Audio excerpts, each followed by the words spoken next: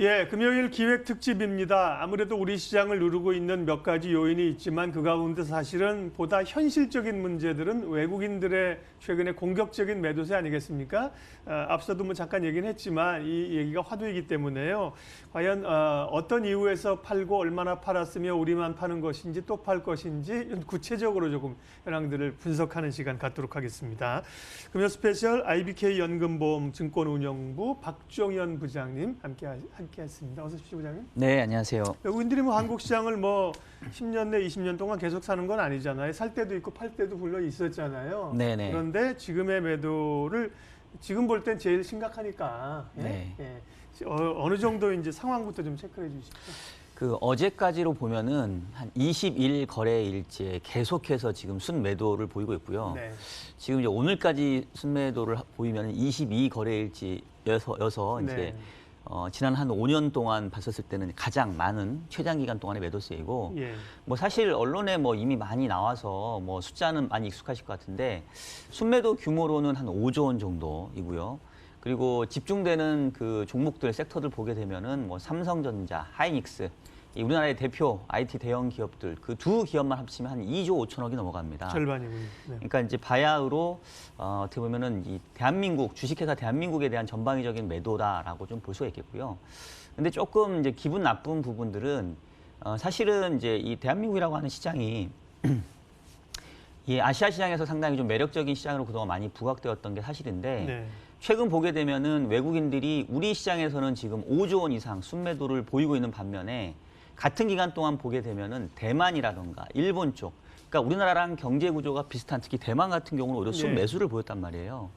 이제 그런 측면에서 최근에 외국인 매도세에 대해서 상당 부분 우리가 조금 뭔가 왜 얘네들이 이렇게 팔고 있는지를 이전과는 다른 관점에서 좀 살펴볼 필요가 있는 게 아니냐 뭐 이런 생각이 좀 듭니다. 일본이나 뭐 중국은 조금 다를 수 있고요. 예. 누가 그런 얘기 사석에서 했습니다. MSCI 외국인들이 엄청 팔았다는데 그 돈이 빠져서 중국을 샀나? 그런 질문 우리가 참 안 해본다고 하는데 어쨌든 간에 대만 같은 경우는 비교해 볼 수 있는데 네네. 거기와 비교하면 확연히 온도 차이가 난다. 네. 최근에 어쨌든 11월 말까지 긴장하고 있었던 것은 이유가 있었습니다. MSCI 지수 조정 때문일 거야 위로하면서 그렇죠, 그런 심리가 그렇죠. 꽤 있을 거야. 적어도 조정 끝나면 더 이상 팔지는 않을 거야 했는데 웬걸요. 예. 그러면 MSCI 영향은 실제로 없었다는 건가? 그 영향은 어느 정도로 그러면 해석해야 됩니까? 그러니까 제가 봤을 때는 좀 섞여 있는 것 같아요. 네. 그러니까 그동안에 외국인 매도세가 한 5조 원 정도 진행했다고 말씀드렸으니까 거기에 일부는 이 지수 조정에 따른 패시브 펀드들의 이제 조정적인 작업들이 있었던 것 같고. 1조던, 2조던. 그렇죠. 네네. 근데 그게 지금 11월 26일자로 끝났단 말이에요. 네. 근데 그 뒤로도 계속해서 매도세가 지속되고 있다는 얘기는 그것만의 요인으로 보기에는 상당히 좀 무리가 있는 게 아니냐 이런 해석이 가능해 보이고요.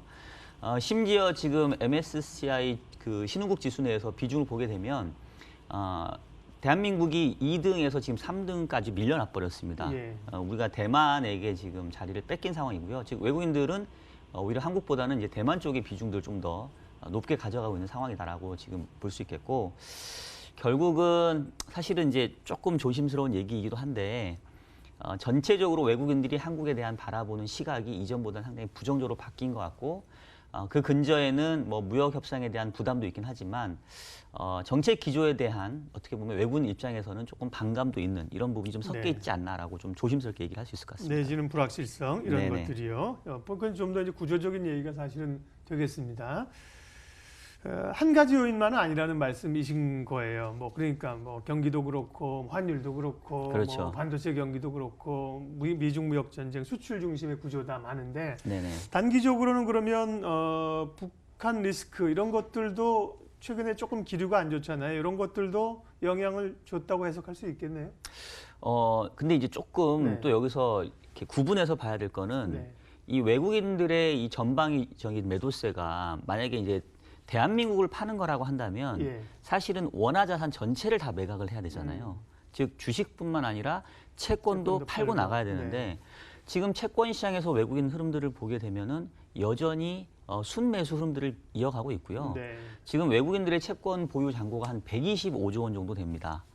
이게 역대로 한 129조, 한 130조 정도 갔다가 살짝 줄어들긴 했는데 외국인들은 채권에 대해서는 계속해서 긍정적인 시각을 유지하고 있다는 거고 주식시장에서의 매도세가 상당히 좀 두드러지고 있다고 한다는 것은 이 북핵 관련돼서 뭐 대한민국의 컨트리 리스크 이런 거를 걱정한다기보다는 말 그대로 이 대한민국의 성장에 대한 우려를 가장 크게 하고 있다라고 우리가 좀 냉정하게 지적을 해야 될 것 같고요. 예.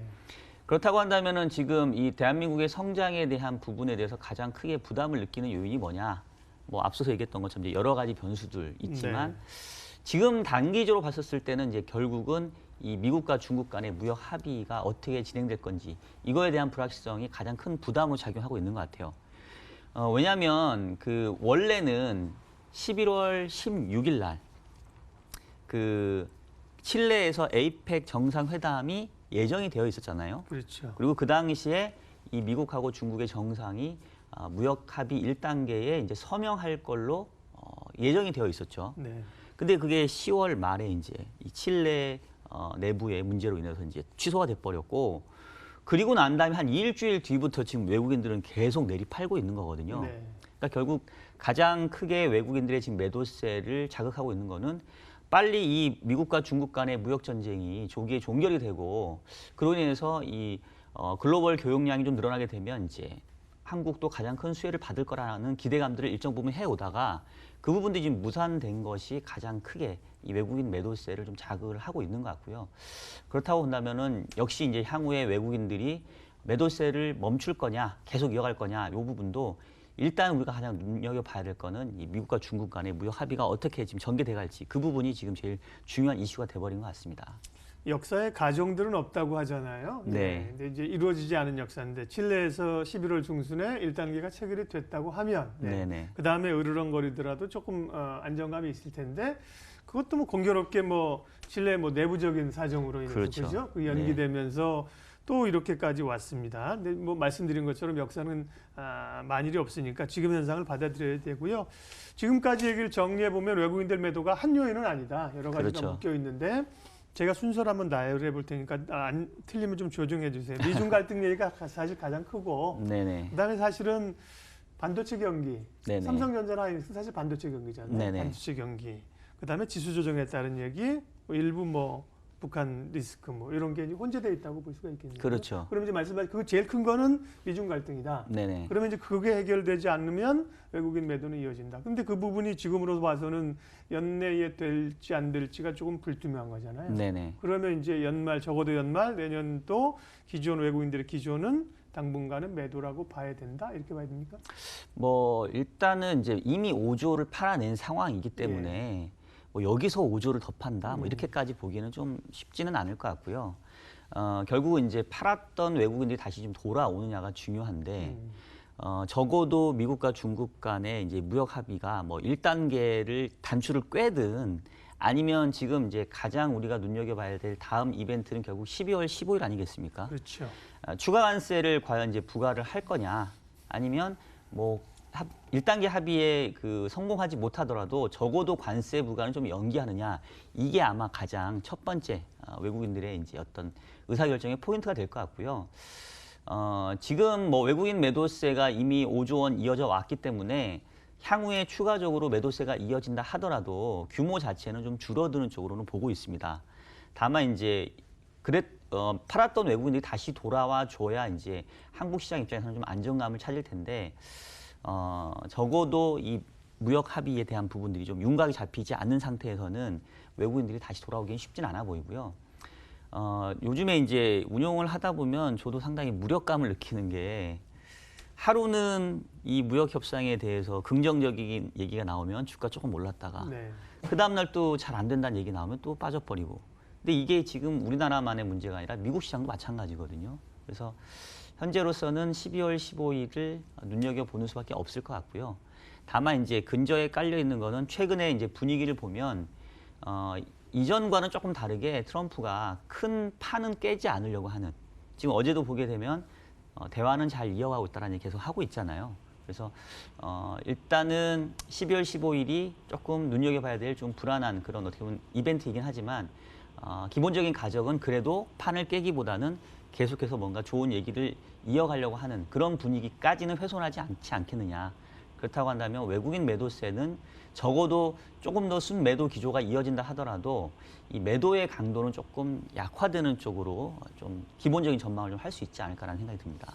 장기적으로야 본다면 외국인들이 뭐 팔아서 그 수급 요인 때문에 많이 떨어진 좋은 주식, 물론 이제 본인들이 이제 이 와치리스트에 있는 종목이라면 네. 장기적이라고 말씀드렸습니다. 당장 뭐 사진 않더라도 오히려 뭐 싸게 살 수 있는 기회가 될 수도 있을 것 같아요. 왜냐하면 외국인들도 기관 투자가거든요. 그렇죠. 예, 예, 기관들은 맞습니다. 결국은 이제 밀리면 팔아야 되는 거고 자기 혼자 고집 피우지는 않으니까요. 그렇죠? 네네. 예, 알겠습니다. 외국인 얘기 쭉 했고요. 경기 얘기로 좀 이어가겠습니다. 결국 이제 외국인들이 매도하는 요인 가운데 몇 가지 요인 말씀드렸습니다만 네. 경기에 대한 불투명, 특별히 한국 경제 수출 구조 중심의 한국 경제에 대한 이런 우려가 있는데. 올해 한국은행은 이제 올해 2% 맞추고 내년에 2.3% 정도 예측했어요. 네. 물론 2% 맞추겠냐는 그 의구도 좀 있지만, 네, 근데 맞습니다. 어쨌든 내년이 올해보다는 어쨌든 성장률이 조금이라도 올라오면 경기는 네. 바닥을 좀 치고 돌아가는 건가? 어떻게 네네. 생각하세요? 그러니까 사실은 뭐 성장률 전망도 외국인들 매도세하고는 무관하진 않은 것 같고요. 예.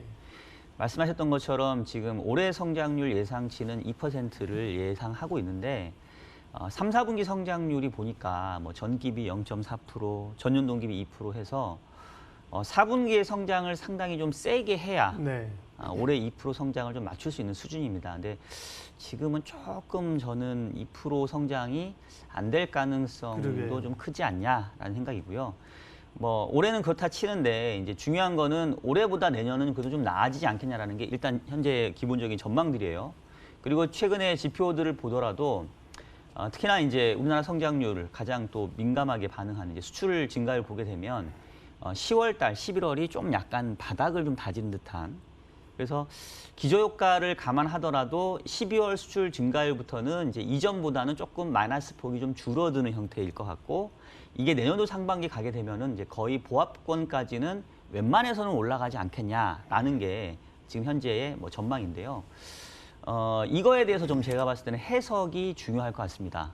어쨌든 숫자가 올해보다는 내년도가 조금 높게 나오니까 이거를 경기 회복이다, 경기 반등이다라고 본다고 한다면 뭐 상당히 우리 주식시장에서도 좀 긍정적인 영향으로 작용할 수 있을 텐데 이른바 그래봤자 뭐 흔히 말하는 L자형 아니냐, 그냥 바닥에서 그냥 기어버리는 게 아니냐라고 한다면 뭐 숫자상에서의 반등이 있다 하더라도 질적으로는 별로 좋지 못하겠죠. 그래서 이거에 대한 판단이 중요할 것 같은데 저는 지금 개인적으로는 그 아주 본격적인 회복, 반등 이렇게 보기에는 조금 무리가 있는 것 같고요.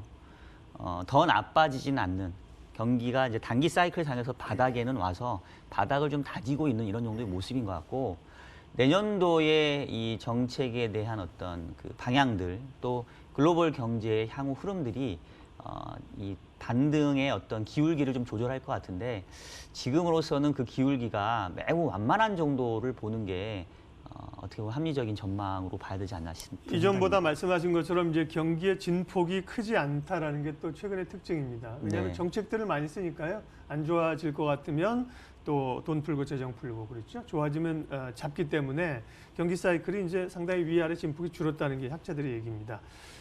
다음 주에 미국은 이제 FOMC가 있습니다. 우리 금통일은 이제 올해 일정은 다 끝났고요. 이제 네네. 미국이 한 번 FOMC가 남아 있는데 다음 주 FOMC에서는 뭐 금리 결정은 변화는 없겠죠. 다만 이제 뭐 어떤 코멘트나 트럼프의 압박 이런 게 어떻게 작용할지가 좀 관심사겠습니다. 그렇죠. 지금 미국 같은 경우에는 지난 3차례 금리 인하를 하면서 이른바 연준 입장에서는 이제 보험성 금리 인하는 어느 정도 일단락했다. 과거에도 보게 되면은 한 3번 정도의 금리 인하가 보험성 금리 인하의 횟수였거든요. 네. 그래서 일단은 이제 연준은 그동안의 금리 인하 효과를 좀 지켜보겠다라는 입장인 것 같고요. 다음 주 FOMC 전망도 보면 뭐 FF 선물시장 보게 되면 금리 동결 전망이 거의 이제 100%입니다. 그래서 일단은 뭐 연말에 이제 특별한 이벤트는 없을 것 같고, 그런 측면에서 보게 되면 이제 작년보다는 조금 안도감 있죠. 작년에는 사실 미국이 12월에 금리도 인상하고 또 뭐 여러 가지 불확실성들이 불거지면서 연말이 작년에 완전히 이제 주가가 무너지는 이런 상황이었는데, 생각해보면 금리 4번 올렸으니까요. 그렇죠. 예. 근데 올해는 이제 그것보다는 조금은 네. 상황은 괜찮은 것 같고요.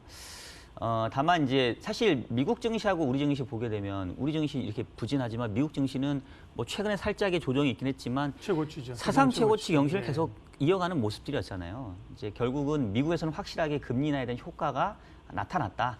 이 정책에 대한 부분들이 좀 있었던 것 같고 우리도 두 차례 금리 인하를 하긴 했지만 이게 아직 자본 시장을 좀 자극하기에는 조금은 충분하지는 못했던 것 같아요. 오히려 조금 부동산 시장만 조금 버블을 만드는 그런 상황인 것 같은데 내년도 통화 정책에 있어서 추가적인 금리 인하에 대한 부분들이 좀 기대감이 잡히는 시기, 이 부분도 한국 주식시장의 좀 반등을 좀 자극할 수 있는 그런 모멘텀이 될 것 같은데 그거는 아직은 딱히 잡히지는 않는 이런 상황인 것 같습니다. 예.